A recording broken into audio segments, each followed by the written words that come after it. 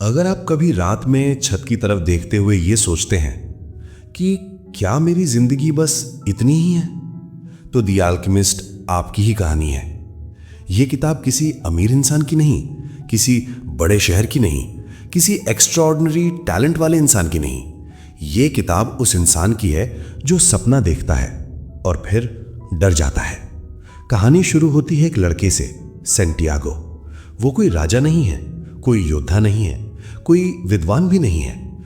वो सिर्फ एक साधारण चरवाहा है, भेड़ों के साथ घूमता हुआ, खुले आसमान के नीचे सोता हुआ, हर दिन एक जैसे रास्तों से गुजरता हुआ।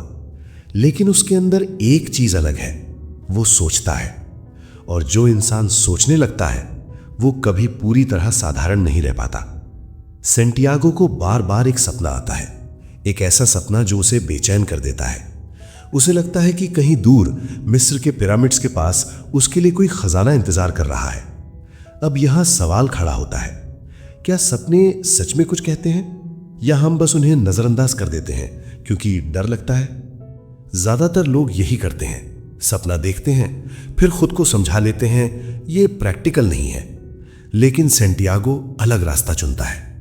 वो सपना समझने के लिए एक बूढ़ी औरत के पास जाता है। वो औरत सपना सुनकर बस इतना कहती है कि खजाना सच में है, लेकिन रास्ता तुम्हें खुद तय करना होगा। कोई गारंटी नहीं, कोई शॉर्टकट नहीं, कोई सेफ्टी नहीं, बस विश्वास। यहीं से द अल्केमिस्ट का असली मैसेज शुरू होता है। जब आप अपने सपने को सीरियसली लेते हैं तो पूरी दुनिया आपको टेस्ट करना शुरू कर देती है। सेंटियागो अपने आरामदायक जिंदगी को छोड़ देता है, भेड़ें बेच देता है और निकल पड़ता है उस खजाने की तलाश में जिसे उसने देखा तक नहीं है। रास्ते में उसकी मुलाकात एक राजा से होती है, मेल्कीजेडेक। वो राजा उसे एक बहुत सिंपल लेकिन खतरनाक बात बताता है। हर इंसान की एक पर्सनल लेजेंड होती है, एक ऐसा सपना जिसे पूरा करने के लिए उस इंसान को इस दुनिया में भेजा गया है। लेकिन ज्यादातर लोग डर, जिम्मेदारियों और कंफर्ट की वजह से उस लेजेंड को छोड़ देते हैं। राजा ये भी कहता है कि जब तुम किसी चीज को पूरे दिल से चाहते हो तो पूरी कायनात तुम्हें उसे पाने में मदद करती है। ये लाइन सुनने में मोटिवेशनल लगती है, लेकिन किताब में ये लाइन बहुत पेनफुल तरीके से सच होती है, क्योंकि कायनात मदद करती है लेकिन पहले तोड़ती भी है। सेंटियागो अफ्रीका पहुंचता है और वहीं पहली बड़ी ठोकर खाता है। उसका सारा पैसा चोरी हो जाता है। अब सोचिए, नया देश, कोई पैसा नहीं, कोई जान पहचान नहीं और सपना बहुत दूर।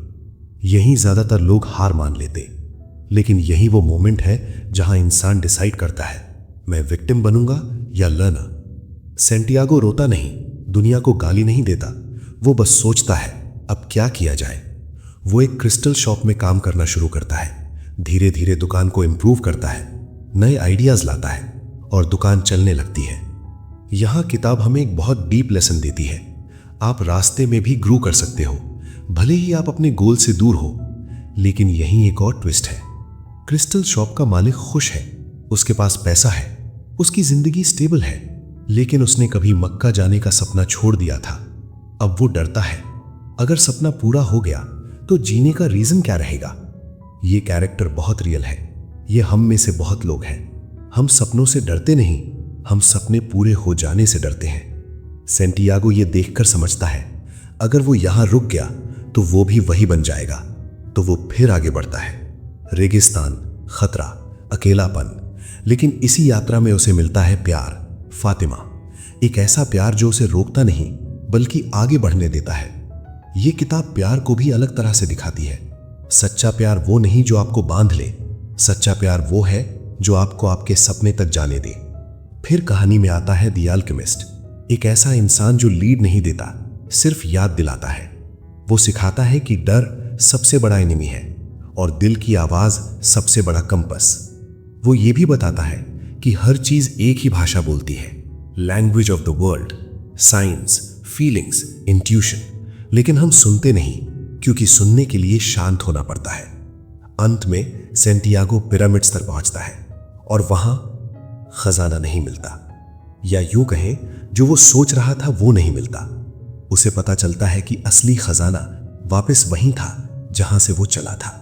लेकिन ट्विस्ट ये है कि अगर वो ये यात्रा नहीं करता तो वो खजाना कभी नहीं पाता, क्योंकि असली खजाना सिर्फ सोना नहीं था, वो इंसान बनना था जो वो बन चुका था।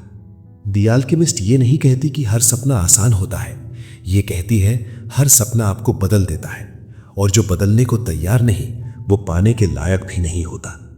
ये किताब आपको आंसर नहीं देती, ये आपको सवाल देती है कि आप अपने सपने से भाग रहे हो या उसके पीछे चल रहे हो, क्योंकि आखिर में खजाना किसी जगह पर नहीं, आपके अंदर ही होता है।